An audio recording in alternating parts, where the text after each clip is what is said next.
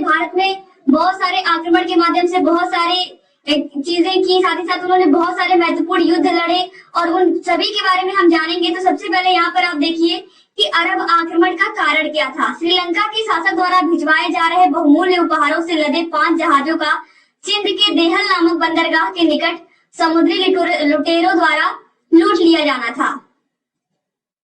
सर्वप्रथम 712 ईस्वी में मोहम्मद बिन कासिम द्वारा सिंध पर आक्रमण किया गया था, यानी कि 712 ईस्वी में मोहम्मद बिन कासिम के द्वारा सिंध पर आक्रमण किया गया। उस समय सिंध का शासक जाहिर था, अरबों का शासक अल हजाज द्वितीय था। इसके बाद देखिए भारत में सर्वप्रथम जजिया कर अरबों के द्वारा सिंध में लगाया गया था। तो आप याद रखिएगा कि भारत में सर्वप्रथम जजिया कर किसके द्वारा लगाया गया था? तो जजिया कर लगाया गया था अरबों के द्वारा। अब देखिए तुर्क आक्रमण से यही से पूरे भारत का जो इतिहास है वो बदलता है। तो इसको आप बहुत ध्यान से देखिएगा किस तरीके से महमूद गजनवी आता है, उसके बाद मोहम्मद गोरी आता है और किस तरीके से ये देश में आकर के कितना लूटपाट मचाते हैं और किस तरीके से बहुत सारे मंदिरों को तोड़ देते हैं और ऐसी बहुत सारी चीजें आप सुनोगे तो आपको पता चलेगा कि किस तरीके से। पहली बात तो जब ये भारत में आते हैं तो इनका भारत को पहले सोने की चिड़िया कहते थे, अभी भी सोने की चिड़िया है, लेकिन उस समय दोस्तों अपने देश में इतना अधिक सोना था और बहुत सारी चीजें थी, बहुत धन धान्य से पूर्ण था। तो जिन लोगों को धन की लालच होती थी वो भारत पर आक्रमण करते थे। तो यहाँ पर देखिए सर्वप्रथम 986 ईस्वी में सुबुक्तगीन के द्वारा प्रथम तुर्क आक्रमण किया गया। महमूद गजनवी पहला तुर्क शासक था जिसने सुल्तान की उपाधि धारण की थी। अब महमूद गजनवी के आक्रमण का उद्देश्य क्या था? गजनवी के आक्रमण का उद्देश्य धन लूटना था। जैसा कि मैंने आपसे कहा कि सब लोग भारत की संपत्ति को देख करके, भारत की धन संपदा को देख करके यहाँ पर आक्रमण करके उस धन को लूटना चाहते थे। महमूद गजनवी ने 17 बार भारत पर आक्रमण किया। ये बहुत महत्वपूर्ण लाइन है कि महमूद गजनवी ने भारत पर 17 बार आक्रमण किया था, ये आप लोग याद रखिएगा। और उसने प्रथम आक्रमण 1001 ईस्वी में हिंदू शाही वंश के राजा जयपाल पर किया था, जिसे वहिंद कहा जाता है। गजनवी का सबसे महत्वपूर्ण आक्रमण 1025 ईस्वी में सोमनाथ मंदिर पर किया था इसने, और ये इसका 16वां आक्रमण था। और उस समय गुजरात का शासक भीम प्रथम या मूलराज प्रथम था। दोस्तों यहाँ पर ये जो सोमनाथ मंदिर पर इसने आक्रमण किया था, जो इसका 16वां आक्रमण था, ये सबसे महत्वपूर्ण आक्रमण था। और इसमें महमूद गजनवी ने बहुत ही अधिक सोना चांदी हीरे जवाहरात बहुत ही अधिक चोरी किए थे, यहाँ पर लूट लिया था और सोमनाथ मंदिर को पूरी तरीके से छीन कर दिया था, यानी कि इसको पूरी तरीके से उसने तोड़ डाला था। और इस मंदिर में जितनी संपदा, जितनी भी सोना चांदी सब चीज, जितनी भी चीजें, उपहार, जो भी चीजें वहां पर मंदिर में बहुत लोग चढ़ावा चढ़ाते थे, वो सभी चीजें यहाँ से लूट करके महमूद गजनवी जो था वो चला जाता है अपने जहाँ का वो निवासी था, यानी कि वो गजनी चला जाता है।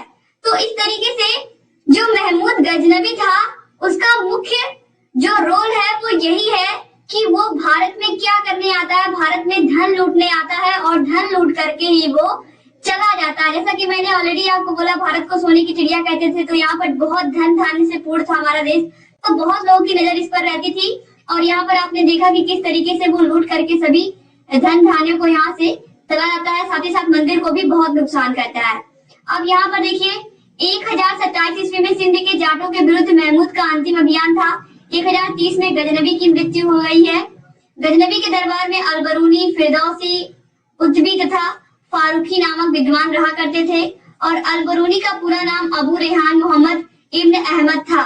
उसने तहकीके हिंद, किताबुल हिंद नामक पुस्तक की रचना की थी। यानी कि जो महमूद गजनवी था उसके दरबार में अलबरूनी, फिरदौसी जैसे, फारूकी जैसे विद्वान रहते थे, क्योंकि ये 1001 से 1025 तक लगातार ये भारत पर आक्रमण करता रहा और इसने लगातार तब तक लूटपाट मचाई।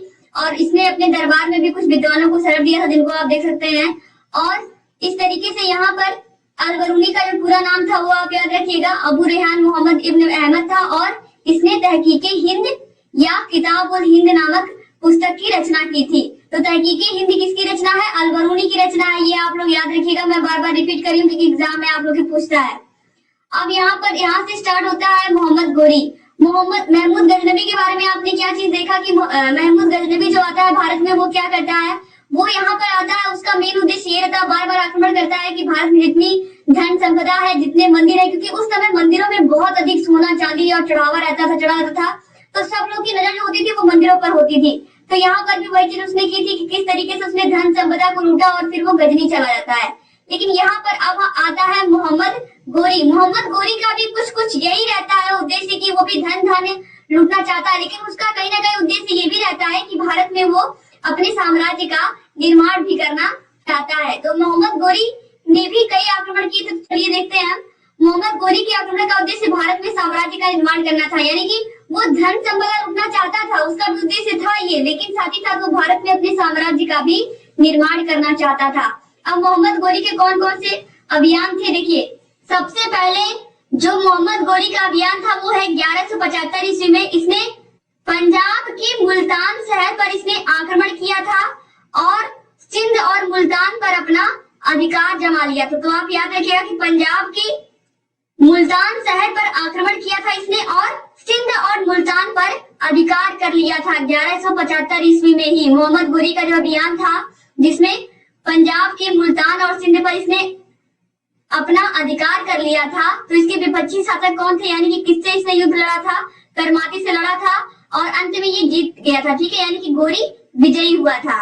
अब यहाँ पर 1178 ईस्वी में इसने क्या किया था, गुजरात या माउंट आबू या फिर कयादरा या इसका नाम है इस जगह का, इस जगह के लिए इसने युद्ध लड़ा था। और यहाँ पर आप देखिए उस समय शासक कौन था, इसके विपक्ष में भीम द्वितीय या मूलराज द्वितीय, और गोरी यहाँ पर पराजित हो जाता है। इसके बाद जो सबसे महत्वपूर्ण युद्ध है वो है 1191 ईस्वी में और 1192 ईस्वी में। 1191 ईस्वी में तराइन का प्रथम युद्ध होता है जो पृथ्वीराज चौहान तृतीय के साथ ये लड़ता है और गोरी इसमें पराजित होता है, यानी कि जो मोहम्मद गोरी है वो हार जाता है। फिर 1192 में तराइन का द्वितीय युद्ध होता है और इसमें पृथ्वीराज चौहान तृतीय से ये युद्ध लड़ता है, लेकिन यहाँ पर क्या होता है, गोरी जीत जाता है, यानी कि जो 1192 में द्वितीय युद्ध होता है उसमें गोरी जीत जाता है। और 1194 में देखिए चंदावल में युद्ध होता है, किसके खिलाफ, यहाँ पर देखिए किसके खिलाफ गोरी लड़ता है, जयचंद के खिलाफ, यानी कि जयचंद और गोरी के बीच युद्ध होता है चंदावल के लिए, और इसमें भी जो गोरी है वो क्या होता है, विजयी होता है। तो इस तरीके से यहाँ पर आप देखिए मोहम्मद गोरी की, आप देखिए यहाँ पर युद्ध की कला कितनी अच्छी थी कि किस तरीके से वो हारने के बाद भी हार नहीं माना और अंत में वो पूरे देश पर किस तरीके से उसने अधिकार किया। धीरे धीरे सभी युद्धों को वो जीतता गया और शुरू में उसको हार मिली, लेकिन उसने उस हार से बहुत कुछ सीखा और यहाँ पर आगे बढ़ा। अब दोस्तों यहाँ पर देखिए मोहम्मद गोरी का उसका जो गुलाम था, प्रमुख गुलाम, वो था कुतुबुद्दीन ऐबक, यानी कि जो मोहम्मद गोरी था उसका एक गुलाम था कुतुबुद्दीन ऐबक, और ये था दिल्ली सल्तनत का संस्थापक, या फिर इसी को हम बख्तियार खिलजी के नाम से भी जानते हैं। अब यहाँ से सभी वंश स्टार्ट होंगे, गुलाम वंश, खिलजी वंश, लोधी वंश। अब देखिए इसने नालंदा तथा विक्रमशिला विश्वविद्यालय को नष्ट कर दिया था। ये आप देखिए, जैसा कि मैंने ऑलरेडी बोला कि उस समय पर मंदिरों को तोड़ दिया गया, साथ ही साथ जो बड़े बड़े विश्वविद्यालय थे जहाँ पर लोग पूरे विश्व के लोग शिक्षा लेने आते थे, नालंदा विश्वविद्यालय और विक्रमशिला विश्वविद्यालय, जो कुतुबुद्दीन ऐबक था, किसका गुलाम था, मोहम्मद गोरी का गुलाम था, और इसने क्या किया था, नालंदा और विक्रमशिला विश्वविद्यालय को तोड़ डाला था, नष्ट कर दिया था। इसने बंगाल के सेन वंश के शासक लक्ष्मण सेन को पराजित किया था। मोहम्मद गोरी के समय में प्रचलित सिक्कों को दहलीवाल सिक्के कहा जाता था। इन सिक्कों पर लक्ष्मी की आकृति बनी है तथा इन सिक्कों पर मोहम्मद बिन साम तथा पृथ्वीराज का नाम अंकित था। तो इस तरीके से अब यहाँ से जो आप पढ़ोगे गुलाम वंश, खिलजी वंश किस तरीके से आगे बढ़ता है और कैसे जो सल्तनत है, यानी कि जो किस तरीके से सभी जो मुस्लिम शासक है अलग अलग उनका वंश आता है, और किस तरीके से पूरे देश में जो मुस्लिम शासक है वो पूरे देश में शासन करने लगते हैं। तो उम्मीद करती हूँ कि आपको ये पूरा अरब आक्रमण और तुर्क आक्रमण समझ में आया होगा। महमूद गजनबी और मोहम्मद गोरी ने किस तरीके से कहां पर आक्रमण किया था और कैसे उन लोगों ने बहुत सारे युद्धों को जीता और किस तरीके से उन्होंने कितना ज्यादा धन लूटा इस देश से, और किस तरीके से धीरे धीरे देश में तुर्कों का शासन होने लगता है। तो उम्मीद करती हूँ कि ये पूरा चैप्टर आपको समझ में आया होगा।